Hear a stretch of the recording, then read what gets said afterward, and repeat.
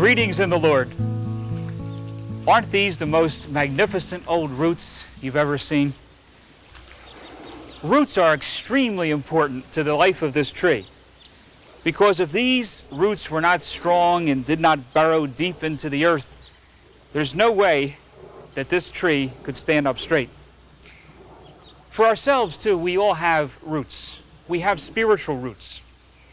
And if we don't get in touch with those spiritual roots, there is no way that we can ever be truly peaceful and joyful and loving people.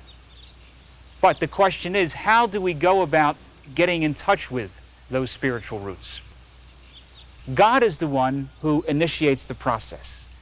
God calls us to go deep within and to look for the kingdom buried deep in our hearts.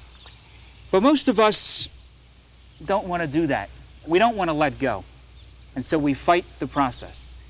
God then gifts us with what I call divine discontent.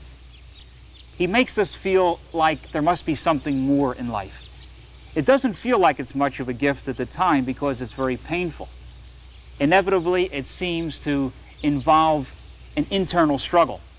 But that really can be the best thing that's ever happened to us. Now, not everyone goes through a big traumatic experience in the middle of their lives. There are some people who are known as what we refer to as smooth evolvers. They go through lots of little mini crises along the way.